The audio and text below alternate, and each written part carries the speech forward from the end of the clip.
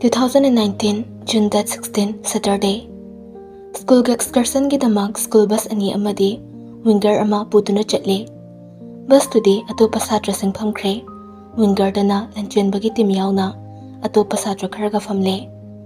Kwai maning ithang thang bada lanchen bana matai da famlaga mathang thoibi phambani. Adai sinthoi mathang na mamanabi ama phambani. Sum lamsang lakpagi magi thokpa pangtong da tongi. Luna phone purak pasingna phone metle. Wari sabana sa tumbana tum tawduna lainay. Thoibi so mumid usinduna tumin leire. Achikpa du thugaiduna lanchen bana tapna wari hore. Thoibi mamiti pangdabi khumle. Nasa nungay tabra. Mumit tapna pangthoktuna lanchen bada yingle.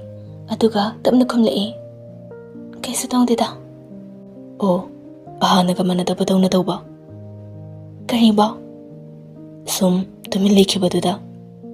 Kaysa daw di ngarang do tumbaya da ba ido? Aduki isase, ichok-chok taba? Kaygi tumbaya drino?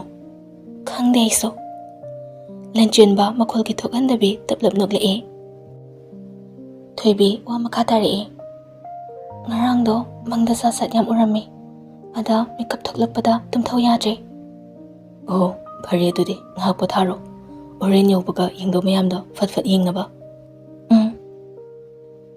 ani do yingna duna nokmine ngahak thorok laba matung gari do brekhang fa baduda mayamdo ikhang khangna hogatnare adubu thoibidi isisina tumthakre mayamduna karino haiduna hangnarakpada mamangda famliba punisrona asumna lauduna maningda tongliba mayam tana bahire. Hello ladies and gentlemen, mayam pakhat bigano. Somda saji angaubi amana lambidi osang pasa thalakpadai thoki be accident ne. Punisor wa tu da mayamdo wawa law khaino adubu lanchen badi isisina tumlibi thoibida nungsina yingduna le.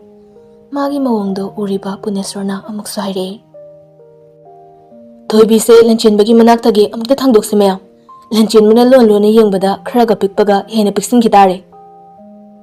Makoiga punna lakminaba ojaduso angang singi wari duda thoina khanchiludre oina dum mayamdogi kumhayengduna nokle.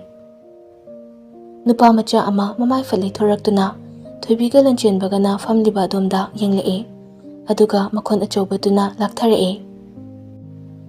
Hey lanchen bhabani pa nang amuk sojinare raga thoibida konsila layamni. Lanchen bana angang singa duda oza duna handakte ngangle. Hai yare gyan tana phamno lamsang ni chatori base. Osagi wado mayamna tabidre nupa macha amana muk haire. Phamin naribi mamanabi anina thoibibo mukta kanbiyo. Thoibigi mangada bizat amukta kanbiyo. Nupa dugi nakanda famlibi lekai mamanabi jolina dingsigi makhutta setharaduna tumin leyo haina haribado punisrona uraduna amuksu lauduna haire. Amarom da diksi so jolini sen mangan bidore. Oh mayam adu su blackmail tawraga. Diksi mana dum hinjile. Somebody please help me please. Kana mek thoklate da ai bukan bi base. Wa hai baloi jungai jolina kangkhatuna lepai famoi tawriba diksi bo machin menduna chingthai. Adu ubada mayam do hena noknare. Somda lanchen baso noklambadagi thoibina masaleng lakpaduda thoibida yengle. Thoibi mamitapna panglaktuna thongnawromda haifet yingduna leike. Lanchen bana Thoibi kidore kidorage kesa tawdida sing na hayuse nangbu kidorage ba ahanaga manade ngasise gari hek tunglakpadage. Mayamdaso thoibida yengle sinthoina Thoibi kay manglurage nangba. Thoibi na kesa tawde me asi haiduna nokningdrasu noksine. Punesorna tawrambane se khangabane ding saina. Thoibi mangda lanchen bana kai chu sada ba tawrame. Lanchen ba ingangakna punesor di yengle. Thoibi na kai ba. Lanchen bana karan ngangini tawrno. Punesorna yamyana bewaro somsadu ani se. Sinthoina hai punesora nang tholi tabaya male tumin phamu bangakta. Jolina aduni haise ꯁꯨꯝꯗ ꯉꯥꯡꯅꯔꯤꯕ ꯃꯌꯥꯝꯗꯣ ꯇꯥꯗꯕ ꯃꯈꯩ ꯂꯟꯆꯦꯟꯕꯗꯤ ꯃꯪꯂꯥꯟ ꯑꯃꯗ ꯇꯥꯎꯕ ꯍꯧꯔꯛꯏ꯫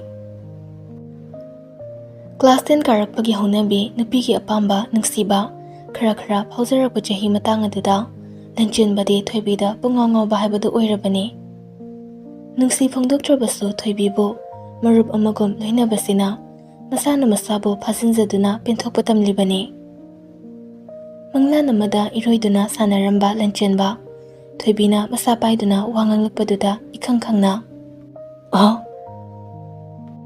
ꯊꯣꯏꯕꯤꯅ "ꯀꯔꯤꯅꯣ ꯀꯩꯗꯧꯔꯦ ꯑꯃꯣ? ꯀꯧꯕꯒ ꯇꯥꯗꯈꯩ ꯅꯣꯛꯐꯦꯠ ꯇꯧ ꯂꯩꯔꯤꯁꯤꯕꯣ?" ꯂꯟꯆꯦꯟꯕ ꯅꯣꯛꯐꯦꯠ ꯇꯧꯔꯝꯕꯗꯣ ꯐꯠꯍꯟꯖꯤꯜꯂꯦ꯫ "ꯀꯩꯁꯨ ꯇꯧꯗꯦꯗ." "ꯌꯧꯔꯦ ꯍꯥꯏꯕ?" "ꯑꯦ ꯀꯩꯅꯣ? ꯍꯣ ꯌꯧꯔꯦ ꯍꯥꯏꯕꯅꯦ, ꯋꯥꯈꯜ ꯂꯥꯛꯑꯕꯣ? ꯀꯩ ꯃꯪꯂꯨꯔꯒꯦ ꯀꯩꯅꯣꯝꯃ ꯇꯧꯔꯛꯏꯁꯤꯕꯣ?" ꯑꯁꯤ ꯍꯥꯏꯗꯨꯅ ꯃꯀꯣꯛꯇꯣ ꯈ꯭ꯔꯣ ꯈꯣꯠꯂꯤ꯫ ꯃꯌꯥꯝ ꯂꯣꯏꯅ ꯃꯈꯥꯗ ꯀꯨꯝꯗꯨꯅ ꯂꯩꯔꯝꯂꯦ꯫ ꯊꯣꯏꯕꯤꯁꯨ ꯀꯨꯝꯈ꯭ರೆ꯫ ꯂꯟꯆꯦꯟꯕ ꯃꯆꯤꯟꯅ ꯃꯔꯨꯝ ꯁꯣꯜꯂꯦ꯫ "ꯅꯁꯨꯝꯂꯥꯡꯒꯤ ꯑꯉꯥꯎꯕ ꯑꯣꯜꯂꯤꯅꯤꯗꯤ ꯈꯪꯗ꯭ꯔꯤꯕ? ꯉꯥꯎꯕꯗꯣ ꯀꯣꯟꯅ ꯉꯥꯎꯔꯣ, ꯑꯃ ꯍꯥꯟꯅ ꯀꯨꯝꯊꯔꯣ." ꯒꯥꯔꯤ ꯅꯥꯀꯟꯗꯒꯤ ꯃꯄꯥꯟꯒꯤ ꯊꯣꯡꯅꯥꯎꯗꯨꯗ ꯄꯨꯅꯦꯁꯣꯔꯅ ꯂꯦꯞꯇꯨꯅ ꯍꯥꯏꯔꯛꯄꯅꯦ꯫ ꯂꯟꯆꯦꯟꯕꯅ "ꯁꯛꯁꯤꯗꯤ ꯈꯪꯉꯤꯍꯦ." "ꯀꯩꯅꯣ ꯍꯥꯏꯕꯅꯤꯗ, ꯉꯁꯥꯏꯗꯩꯅꯤ ꯅꯪ ꯀꯨꯝꯃꯛꯄ ꯉꯥꯏꯔꯤꯁꯦ. ꯀꯨꯝꯃꯛꯇꯦ, ꯍꯤꯜꯂꯣꯏꯒ ꯎꯅꯔꯛꯑꯕ꯭ꯔꯥ ꯈꯜꯂꯨꯔꯦ ꯑꯩꯗꯤ." "ꯇꯥꯅꯤꯡꯗꯦꯍꯦ." ꯄꯨꯅꯦꯁꯣꯔꯅ ꯑꯃꯨꯛ ꯍꯥꯏꯔꯛꯏ꯫ "ꯇꯥꯅꯤꯡꯒꯦꯔꯥ ꯇꯥꯅꯤꯡꯉꯣꯏꯔꯥ ꯀꯣꯟꯅ ꯇꯧꯔꯣ, ꯑꯝꯇ ꯀꯨꯝꯊꯔꯛꯑꯣ. ꯗꯤꯀꯤꯁꯦ ꯅꯝꯕꯔ 1 ꯇꯧꯅꯤꯡꯉꯦꯅ ꯇꯧ ꯂꯩꯔꯦ." "ꯑꯗꯨꯕꯨ ꯀꯩꯅꯣ, ꯅꯪꯒ ꯑꯗꯨꯝ ꯆꯠꯃꯤꯟꯅ ꯌꯥꯗ꯭ꯔꯣ?" "ꯌꯥꯗꯕꯩꯅꯦ ꯃꯤꯅꯥꯏ, ꯑꯣꯖꯥꯒ ꯆꯠꯃꯤꯟꯅꯧ." "ꯇꯜꯂꯦ ꯍꯥꯏꯌꯦ." "ꯀꯩꯅꯣ ꯍꯥꯏꯁꯤꯕꯣ?" "ꯍꯣ ꯀꯤꯖꯩꯌꯦ, ꯑꯩꯁꯨ ꯏꯁꯨꯛ ꯁꯨꯛꯂꯗꯅꯅꯦ ꯃꯐꯝꯁꯦ. ꯅꯍꯥꯟꯃꯨꯛꯇꯤ ꯐꯣꯇꯣꯗ ꯌꯥꯝ ꯐꯖꯈꯤꯕꯅꯦ. ꯁꯤꯗꯤ ꯍꯦꯛ ꯎꯕꯒ ꯍꯣꯔꯔ ꯃꯨꯚꯤ ꯄꯔꯦꯡ ꯎꯔꯦ ꯃꯤꯠꯁꯤꯗ." "ꯂꯣꯏꯔꯦ, ꯎ ꯄꯥꯝꯕꯤ ꯈꯔ ꯍꯧꯕꯁꯤꯒꯤꯅꯤꯅꯦ." ꯋꯥ ꯃꯈꯥ ꯇꯥꯗꯕꯤ ꯒꯥꯔꯤꯗꯒꯤ ꯀꯨꯝꯊꯗꯨꯅ ꯃꯈꯣꯏ ꯅꯨꯄꯥ 5-6ꯃꯨꯛ ꯃꯔꯤ ꯆꯠꯈꯤ꯫ ꯑꯣꯖꯥꯁꯤꯡ ꯑꯗꯨꯅ ꯁꯥꯇ꯭ꯔꯁꯤꯡꯗꯨ ꯃꯆꯤ ꯂꯦꯡꯗ ꯂꯩꯅꯕ ꯋꯥ ꯀꯌꯥ ꯑꯃ ꯃꯦꯜꯂꯤ꯫ ꯃꯈꯣꯏ ꯅꯨꯄꯥꯁꯤꯡꯗꯨꯁꯨ ꯊꯣꯛꯂꯛꯂꯦ꯫ ꯁꯤꯟꯊꯣꯏꯅ ꯂꯥꯎꯗꯨꯅ "ꯋꯥꯍꯩ ꯁꯪꯉꯕꯣ ꯄꯨꯅꯦꯁꯣꯔꯥ?" ꯄꯨꯅꯦꯁꯣꯔꯁꯨ ꯑꯗꯨꯝ ꯈꯨꯝꯂꯛꯏ, "ꯑꯧ." ꯃꯌꯥꯝꯗꯣ ꯋꯥ ꯂꯥꯎꯅ ꯅꯣꯛꯏ꯫ ꯕꯁꯇ ꯆꯠꯈꯤꯕ ꯃꯌꯥꯝꯗꯨꯁꯨ ꯀꯨꯝꯊꯅꯔꯛꯂꯦ꯫ ꯆꯠꯄ ꯍꯧꯅꯔꯛꯄ ꯃꯇꯥꯡ ꯑꯗꯨ ꯆꯞ ꯆꯥꯅ ꯊꯣꯏꯕꯤ ꯑꯁꯨꯝ ꯆꯠꯂꯝꯕꯗꯒꯤ ꯒ꯭ꯌꯥꯟ ꯇꯥꯗ ꯂꯦꯛꯊꯔꯛꯄꯗꯨ ꯎꯕꯗ ꯂꯥꯞꯇꯛ ꯂꯦꯞꯂꯝꯕ ꯂꯟꯆꯦꯟꯕ ꯈꯪꯆꯦꯟ ꯆꯦꯟꯁꯤꯟꯒꯦ ꯇꯧꯕꯗ ꯂꯩꯔꯝꯕ ꯅꯨꯡ ꯑꯗꯨꯗ ꯄꯟꯗꯨꯅ ꯎꯞꯊꯗꯨꯅ ꯇꯨꯁꯤꯜꯂꯦ꯫ ꯅꯟꯗꯤꯌꯥꯔꯥꯅꯤꯅ "ꯕꯨꯡꯉꯣ, ꯂꯟꯆꯦꯟꯕ." ꯂꯟꯆꯦꯟꯕ ꯏꯁꯤꯁꯤꯅ ꯇꯨꯝꯂꯝꯕꯗꯒꯤ "ꯏꯃꯥ, ꯀꯩꯗꯧꯔꯦ?" ꯇꯨꯝꯅ ꯆꯤꯔꯨ ꯂꯨꯜꯂꯛꯄꯗꯨꯗ ꯍꯧꯗꯣꯔꯛꯂꯤꯕꯅꯤꯅꯦ꯫ ꯂꯟꯆꯦꯟꯕ ꯇꯞꯅ ꯍꯧꯒꯠꯂꯦ ꯇꯨꯝꯂꯝꯕꯗꯒꯤ, ꯑꯗꯨꯒ ꯐꯃꯨꯡꯗꯨꯗ ꯐꯝꯗꯨꯅ ꯂꯩ꯫ ꯃꯃꯥꯁꯨ ꯃꯅꯥꯛꯇ ꯆꯪꯂꯛꯇꯨꯅ ꯐꯝꯂꯒ "ꯍꯥꯏ, ꯅꯪ ꯅꯨꯄꯤ ꯃꯆꯥꯗꯨꯒ ꯂꯥꯞꯅꯅꯕ ꯁꯤꯟꯒꯦ ꯍꯥꯏꯈꯤꯕꯗꯣ ꯂꯥꯞꯅꯗ꯭ꯔꯤꯕ꯭ꯔꯥ?" "ꯂꯥꯞꯅꯔꯤꯕ? ꯑꯗꯨ ꯐꯩ. ꯀꯨꯏꯅ ꯁꯥꯡꯅ ꯂꯣꯏꯅꯕꯤꯔꯦꯗꯅ, ꯍꯧꯖꯤꯛꯇꯤ ꯌꯥꯔꯦ, ꯃꯇꯝ ꯍꯦꯜꯂꯦ. ꯀꯔꯤꯒꯨꯝꯕ ꯑꯩꯕꯨ ꯃꯤꯅꯝꯗꯨꯅ ꯂꯣꯟꯅ ꯄꯥꯎ ꯐꯥꯎꯅꯔꯝꯂꯕꯗꯤꯅꯦ, ꯅꯪ ꯑꯐꯕ ꯑꯣꯏꯔꯣꯏꯀꯣ. ꯃꯥꯕꯨ ꯌꯨꯝꯁꯤꯒꯤ ꯃꯧꯅꯤ ꯍꯥꯏꯗꯨꯅ ꯄꯨꯁꯤꯜꯂꯛꯄ ꯌꯥꯔꯣꯏꯀꯣ." "ꯍꯣꯏꯕ, ꯑꯩ ꯈꯪꯉꯤ, ꯀꯩꯗꯧꯔꯒꯦ?" "ꯅꯪꯅꯦ ꯈꯪꯉꯤ ꯍꯥꯏꯔꯒ ꯊꯣꯛꯄ ꯍꯦꯛꯇ ꯇꯧꯔꯛꯏ." "ꯇꯧꯔꯣꯏꯕ ꯏꯃꯥ." "ꯌꯥꯔꯦ, ꯀꯨꯝꯃꯛꯑꯣ. ꯃꯈꯥꯗꯅꯦ ꯅꯪ ꯕꯕꯥꯅ ꯉꯥꯏꯍꯧꯔꯕꯅꯤ, ꯋꯥꯔꯤ ꯑꯃ ꯁꯥꯒꯦ ꯍꯥꯏꯗꯨꯅ." "ꯍꯣꯏ." ꯂꯥꯛꯑꯣ, ꯀꯨꯝꯃꯛꯑꯣꯀꯣ." ꯃꯃꯥꯗꯣ ꯉꯥꯡꯗꯨꯅ ꯀꯨꯝꯈ꯭ꯔꯦ꯫ ꯂꯟꯆꯦꯟꯕ ꯑꯁꯨꯝ ꯐꯝꯗꯨꯅ ꯂꯩ꯫ ꯍꯟꯗꯛ ꯃꯔꯛꯁꯤ ꯊꯥꯏꯅꯒꯤ ꯊꯣꯏꯕꯤ ꯃꯈꯣꯏ ꯑꯅꯤꯒꯤ ꯑꯣꯏꯕ ꯋꯥꯔꯤ ꯃꯆꯥ ꯈꯔ ꯃꯪꯑꯣꯏ ꯍꯥꯋꯣꯏ ꯑꯗꯨꯃꯛ ꯎꯕꯅꯤ꯫ ꯑꯗꯨꯅ ꯃꯁꯥꯗꯨꯁꯨ ꯏꯍꯩ ꯍꯩꯅꯍꯟꯗ꯭ꯔꯦ꯫ ꯃꯥꯒꯤ ꯃꯔꯨꯞ ꯄꯨꯅꯦꯁꯣꯔꯁꯨ ꯃꯥꯕꯨ ꯄꯥꯎ ꯐꯥꯎꯔꯛꯈꯤꯗ꯭ꯔꯦ ꯅꯍꯥꯟꯒꯤ ꯅꯨꯃꯤꯠ ꯑꯗꯨꯗꯒꯤ꯫ ꯑꯗꯨꯒ ꯁꯨꯝꯗꯅ ꯀꯝꯗꯧꯔꯤ, ꯊꯣꯏꯕꯤ ꯅꯍꯥꯟ ꯑꯇꯥꯡꯒꯤ ꯌꯨꯝꯗ ꯆꯥꯛ ꯆꯥꯔꯨꯕ ꯅꯨꯃꯤꯠ ꯑꯗꯨꯗꯒꯤ ꯃꯃꯤꯠꯇ ꯑꯇꯥꯡꯕ ꯎꯗꯨꯅꯇ ꯂꯩꯔꯦ꯫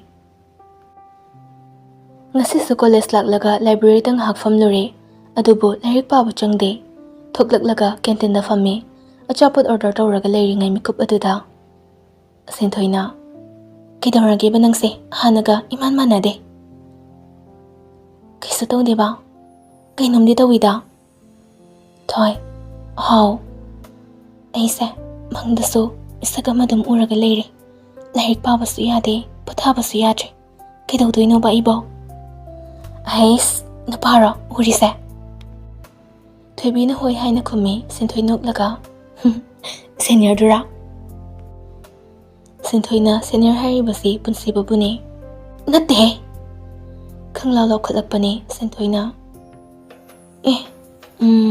adoi nupada nangonda kainamdi khanba maliko sum aina khanbada yadeba mai mataudo to yare taningdebu kaino nangbo lanchinbaga kainare haidai adumaina sum leiba yadoribra as thoi natte nangbo ma kawredai oi ba Sinthoi Thoibidi yengi aduga handak mukti tapna hari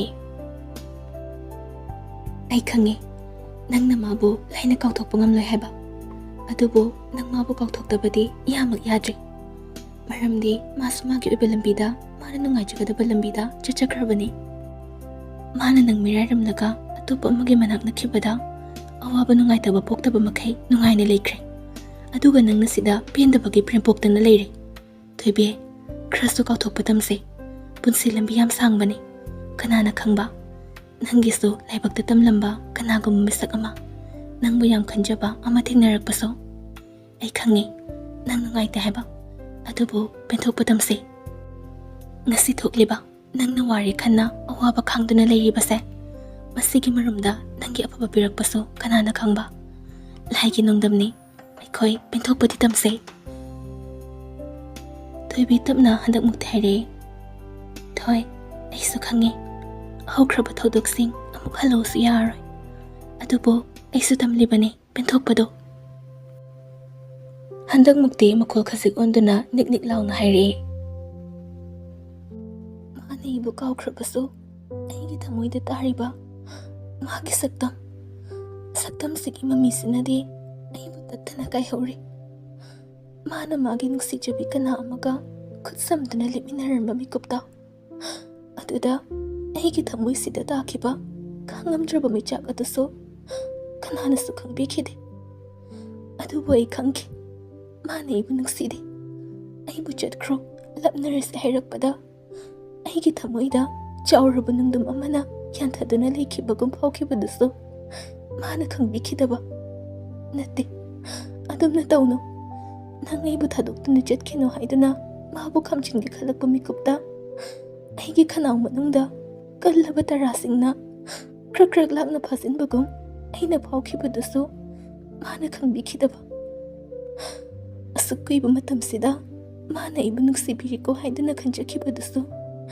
aibu minungsi atpiba oiramne khanglakpa mikupta aigi thamoina kayam anaba phawkhiba mikuptagi chainadi kananasu khangbide adubu hojikti inakta naglakpa mipum khudingmakna oida pada taurambana hojikti kana amana inak changlaki hotnarakpa mikupta mihoi adubu thazabagi wangmata hekta thamki asina tungkona aigi mangjaba moiragani haibaso aina hanana khangkre adubu thadokpadi ngamdre ai ngamdre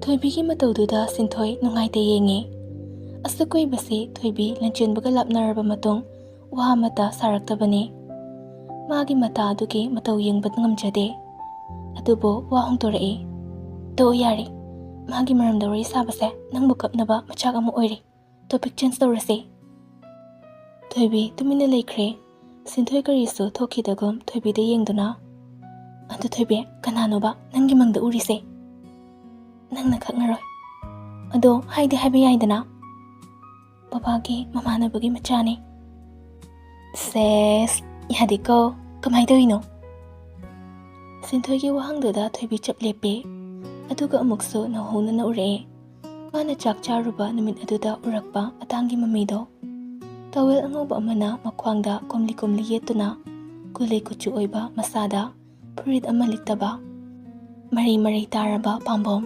chawna langna kariba nupa magi singli thogliba chocolate safki 6-pack atangi masamu faraba namitugi saktamdo amuk hana mamita urakpada Thoibi matin kut yotle wari liyu hairaga Sinthoina khangai khangjinda tawrakpaduda Thoibi ipapakhatna as aigamda khangde hanglakano machinda tapna sonkhe chocolate semnina nahangida as ngaurida ꯕꯣꯗꯤꯗꯨꯕꯨ ꯀꯩꯅꯣ ꯗꯨꯛ ꯌꯥꯝ ꯐꯖꯕ ꯇꯔꯀꯤꯒꯤ ꯍꯤꯔꯣꯒ ꯃꯥꯜꯂꯦ ꯍꯥꯏꯕꯅꯦ ꯑꯁ ꯊꯣꯛꯈ꯭ꯔꯣ ꯊꯣꯏꯕꯤꯒꯤ ꯃꯤꯠꯇ ꯁꯨꯝ ꯎꯍꯟꯕꯤꯔꯅꯨ ꯅꯨꯄꯥ ꯀꯥꯏꯅꯕꯒꯤ ꯃꯩꯆꯥꯛꯂꯛꯇ ꯆꯣꯀ꯭ꯂꯦꯠꯅ ꯁꯨꯝꯂꯒ ꯑꯩꯕꯨ ꯐꯥꯕꯤꯗꯣꯔꯦ